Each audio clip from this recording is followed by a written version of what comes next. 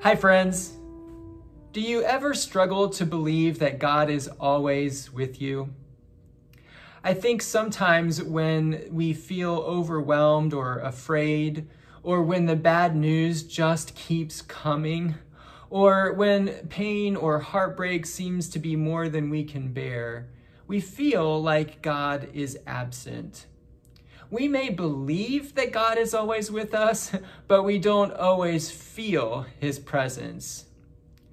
I want to assure you that even when we don't feel or perceive God, He is always with us. The legend goes that there was a Native American tribe who had a unique way of training young braves. On the night of a boy's 13th birthday, he was placed in a dense forest to spend the night alone. Until then, he had never been away from the security of his family and his tribe.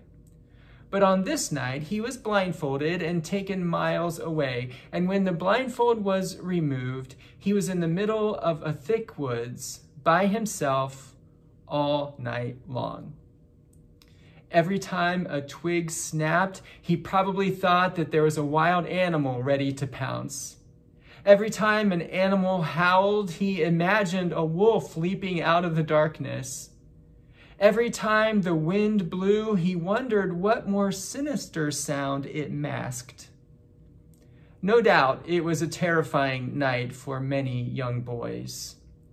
After what seemed like an eternity, the first rays of sunlight entered the interior of the forest. And looking around, the boy saw flowers and trees and the outline of the path. And then, to his utter astonishment, he beheld the figure of a man standing just a few feet away, armed with a bow and arrow. It was the boy's father, and he had been there the entire night. God is always present with us, and God's presence may be unseen, but it is more real than life itself. Listen to what God, your Father, says about you through the prophet Isaiah. You, whom I have chosen, do not fear, for I am with you. Do not be afraid, for I am your God. I will strengthen you, I will help you, I will uphold you with my victorious right hand.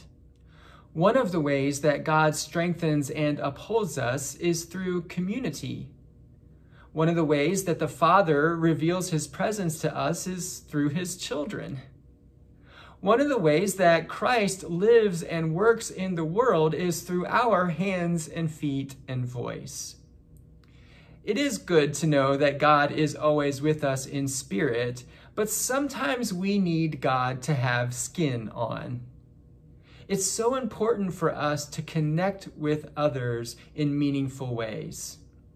You may not know who is feeling afraid or isolated or overwhelmed.